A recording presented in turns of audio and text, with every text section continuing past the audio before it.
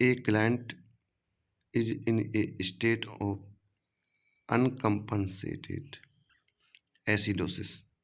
What approximate atrial blood pH does the nurse expect the client to have? Normal pH होता है 7.35 से 7.45 होता है। एसिडोसिस अगर 7.35 से कम होगा एसिडोसिस और 7.45 से ज़्यादा होगा तो एल्कोसिस। इधर एसिडोसिस, इधर एल्केलोसिस। ठीक है, तो अनकम्पनसेटेड एसिडोसिस पूछा, आंसर इज 7.20। ये नॉर्मल होता है, ये नॉर्मल होता है, ये एल्कोलोसिस होता है।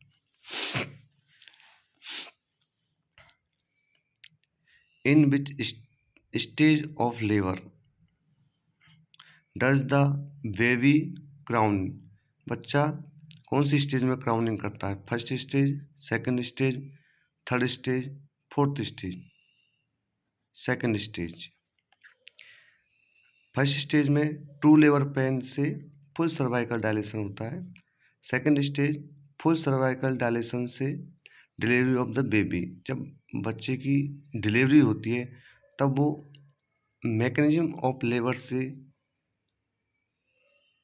आता है और उसमें जो फाइव स्टेज या फेज होती है वो क्राउनिंग होती है। तो क्राउनिंग कब होती है? सेकंड स्टेज में। Third stage placenta delivery, fourth stage observation.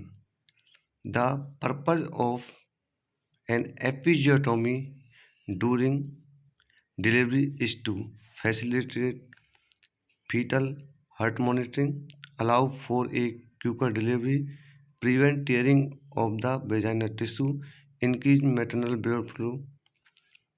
Prevent करता है episiotomy, prevent tearing of vaginal tissue.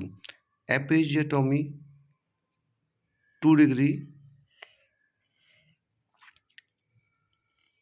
Tier में आती है।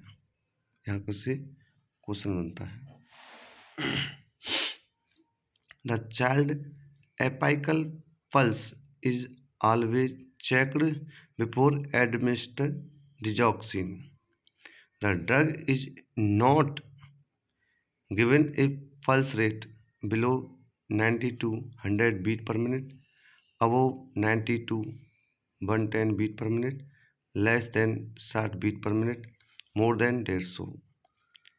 अगर below 90 to 100 beat per minute होगी तो डिजोक्सिन को बंद कर देंगे बच्चे में।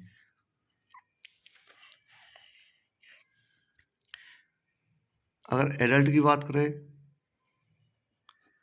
तो अगर less than 60 beat per minute से कम होगी तो डिजोक्सिन को एडल्ट में बंद कर देते हैं, लेस देन 60।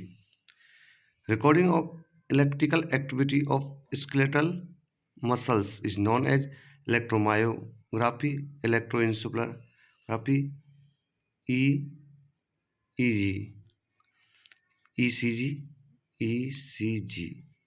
इलेक्ट्रोग्राफी। तो मसल्स के लिए कौन करते हैं? इलेक्ट्रोमायोग्राफी। ये हार्ट के लिए इलेक्ट्रोएन्सेफेलोग्राफी, ये ब्रेन के लिए।